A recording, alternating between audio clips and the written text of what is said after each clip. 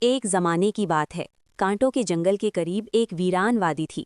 اس وادی میں ایک عجیب مخلوق رہتی تھی جسے لوگ پتھر دل کہتے تھے۔ کہا جاتا تھا کہ اس کا دل واقعی پتھر کا ہے، اسی لیے اسے نہ کسی کا درد محسوس ہوتا تھا نہ کسی کی بات۔ جو بھی اس کے قریب جاتا وہ اسے بھگا دیتا یا ڈرا کر واپس بھیج دیتا۔ لوگوں نے اس راستے سے گزرنا چھوڑ دیا تھا اور گاؤں آہستہ آہستہ تنہا ہوتا جا رہا تھا۔ ایک دن زہرا نے دیکھا کہ جنگل کا راستہ مکمل بند ہو چکا ہے۔ اس نے ماں سے پوچھا، اماں، لوگ اس وادی سے کیوں نہیں گزرتے؟ ماں نے آہ بھری اور کہا، بیٹی، وہاں ایک مخلوق ہے جس کا دل پتھر بن چکا ہے۔ زہرا کچھ دیر خاموش رہی، پھر بولی، اگر دل پتھر کا ہے تو شاید درد بھی بہت پرانا ہوگا، میں اس سے ملوں گی۔ ماں نے دعا دی اور زہرا جنگل کی طرف چل پڑی۔ کانٹوں کے درمیان سے گزرتے ہوئے وہ وادی میں پہنچی۔ سامنے ایک بڑا بھاری جسم نظر آیا، جیسے پتھر خود چل پھر رہا ہو۔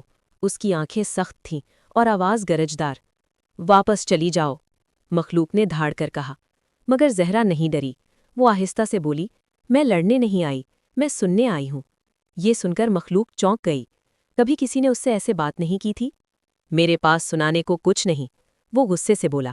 زہرا زمین پر بیٹھ گئی اور کہا، کوئی بات نہیں، میں پھر بھی یہیں بیٹھوں گی۔ خاموشی چھا گئی۔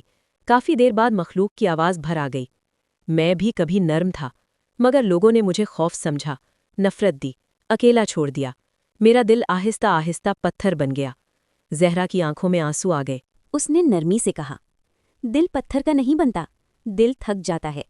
یہ سن کر مخلوق کے سینے سے ہلکی سی روشنی نکلی۔ پتھر میں ایک باریک سی دراڑ پڑ گئی۔ زہرا نے مسکرا کر کہا، دیکھا، ابھی بھی دل زندہ ہے۔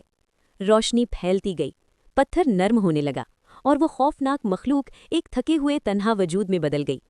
اگلے دن وادی کا راستہ کھل چکا تھا، کانٹے کم ہونے لگے اور لوگ پھر سے گزرنے لگے۔ لوگوں نے زہرا سے پوچھا، تم نے اسے کیسے بدلا؟ زہرا نے جواب دیا، نہ طاقت سے نہ ڈر سے، بس نرمی سے۔